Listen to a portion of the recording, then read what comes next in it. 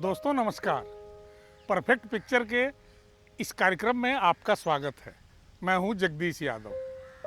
फूलन देवी पर मैं पहले 3 एपिसोड कर चुका हूं। उसके बीहड़ों में जब मेरी मुलाकात हुई थी उस पर, उसके बाद मैं किस तरह से उसकी तस्वीरों का उपयोग कर पाया उस पर एक किया था। उसके बाद मैं पिछले कार्यक्रम में मैंने पूरी बताई थी दास्तान। जिस दिन मैं जेल में गया, संतोष भारती ने उसका इंटरव्यू किया और मैंने उसकी तस्वीरें खींची। अब मैं उसके अगले दिन की बात बताऊं। मैंने कोशिश किया कि फूलन देवी को एक नए अंदाज में मैं पेश करूं। तो जब मैं जेल में उससे मुलाकात हुई, उसको शूट किया, उसके बाद जब वापस आने लगा तो मैंने उसे आग्रह किया कि मैं एक तुम्हारी तस्वीर देखना चाहता हूं भारतीय परिधान में, यानी तुम्हारे इलाके के जो परिधान होते हैं उसको पहन के प्रॉपर एक भद्र महिला के रूप में।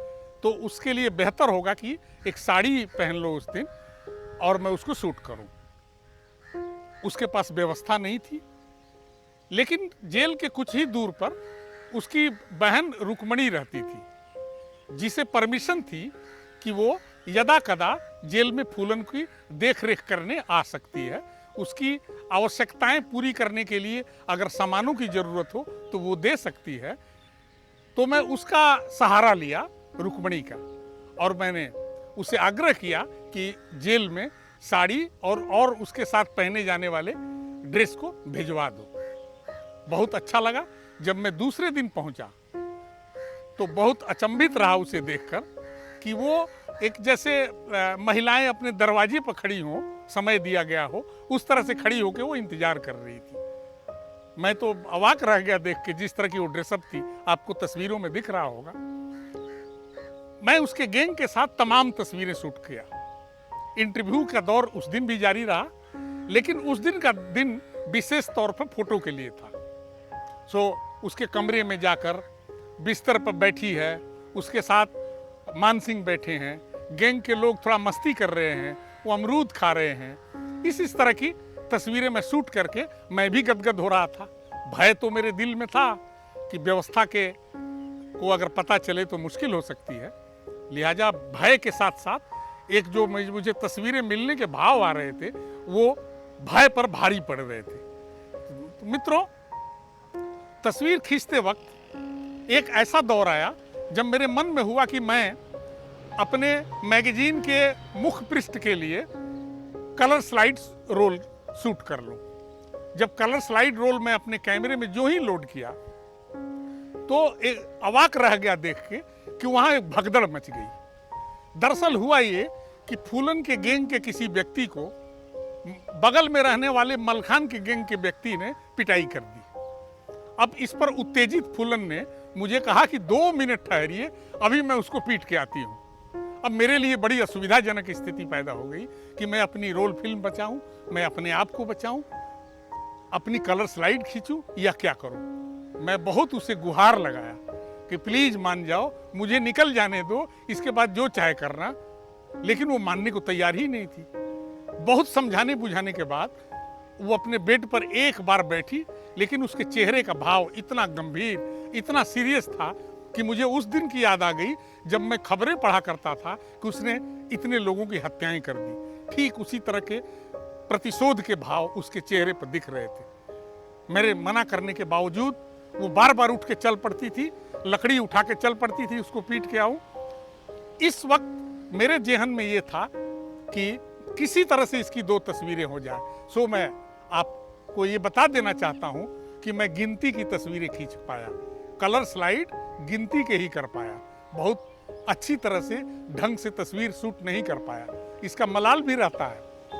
लेकिन एक संतोष का भी भाव था कि चलो हमें कुछ मिल गया और हम इस लायक हो गए थे कि अपने अखबार को, अपनी पत्रिका को एक अच्छा मटेरियल दे सकते थे। आप तस्वीरों को ध्यान से देखेंगे तो आपको बहुत अच्छा लगेगा। तस्वीरें शूट करने के बाद एक और बड़ी समस्या खड़ी हो गई कि वहां एक विशेष किस्म की सायरन का सिस्टम है, वो बज गया। बहुत खड़बड़ाहट हुई, जेल के इम्पोर्टेंट लोग आने शुरू हो गए। अब मेरे को अपना कैमरा बचाना बहुत मुश्किल।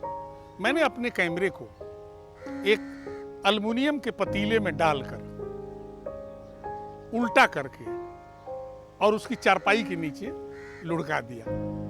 मेरे सामने ही कुछ अधिकारी वर्ग आए। मैं अपनी जेब में पड़े तम्बाकू निकाल के और लगा धीरे धीरे रगड़ने। आप अंदाजा लगाएं हम मेरे अंदर, मेरे दिलो दिमाग में किस तरह के भाव चल रहे होंगे उस वक्त कि हे भगवान, किस तरह से तस्वीरें बच जाएं। खैर, उन्होंने पूछा भी आने के बाद कि आप कौन हैं। उसने एकदम से कहा कि ये मेरे रिश्तेदार हैं और अधिकारियों से पूछ के आए हैं। इस पर मैं मुक्त हो गया। वो लोग चले गए। बल्कि एक और मजेदार वाकया हुआ। कभी किसी ने उसको गिफ्ट दिया था एक बहुत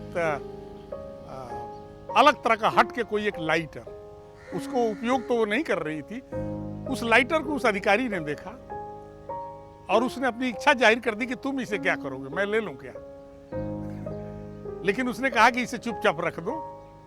तब जब वो कही कि चुपचाप रख दो तो मैंने देखा कि थोड़ी इस बड़ी डकैत की तड़ी भी चलती है। खैर, उस कैमरे को अधिकारियों के जाने के बाद रुक्मणी के टोकरी में डाला, अपने सब फिल्में डाली और हमने कहा कि रुक्मणी तुम अपने आवास पर चलो, वहां आके मैं ले लूंगा। और मैं खाली हाथ निकल के आया। उन तस्वीरों का उपयोग बहुत शानदार तरीके से हुआ। उपयोग हुआ वो तो बाद की बात है, लेकिन उसको बचाने के पीछे जो मन में उथल पुथल मची हुई थी, उस कहानी का बयां शब्दों से नहीं किया जा सकता। उस फीलिंग को शब्दों से नहीं बोला जा सकता।